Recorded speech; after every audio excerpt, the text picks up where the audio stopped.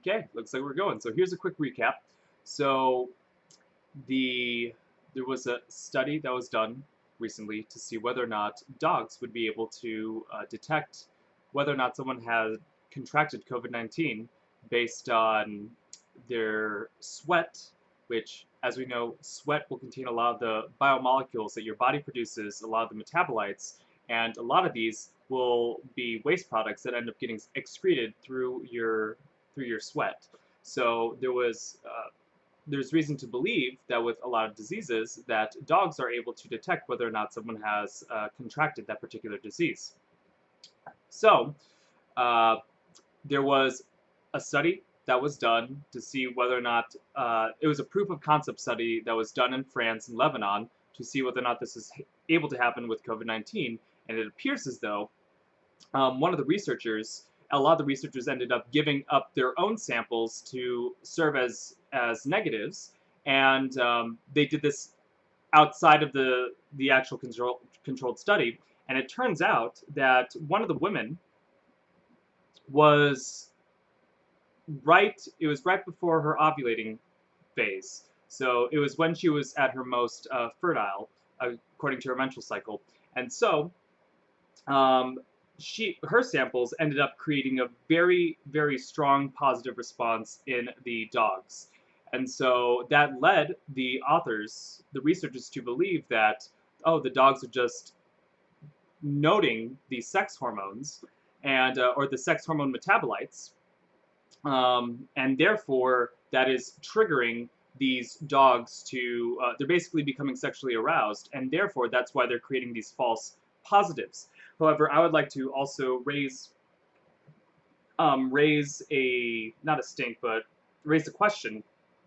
Um, we have reason to believe that luteinizing hormone and prolactin are both highly elevated in COVID-19 patients, at least in men. And there was a gonadal study that was done in order to elucidate this. I don't believe it's peer-reviewed yet, and in fact, I see very few papers that are actually going over a lot of the hormones that are expressed differently in COVID-19 patients, which is pretty unfortunate because hormones are everything.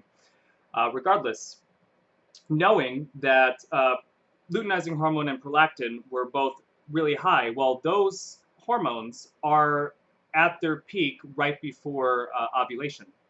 So this would indicate, to me at least, that if I was a dog and I was being trained to smell specific scents that are associated with COVID-19, it is very possible that there would be a crossover between COVID-19 patients and patients or people who are in that particular phase of their menstrual cycle.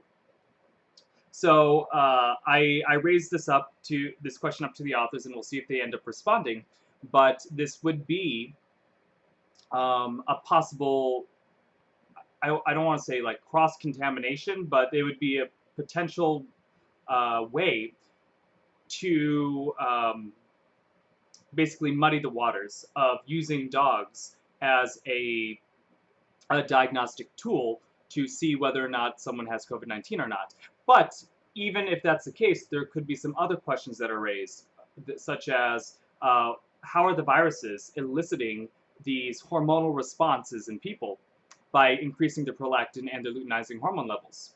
Because that would be very important to figure out the biophysical mechanism behind that. And then furthermore, that could help us understand how some of the symptomology that is associated with with COVID-19, and does its how else should I phrase that?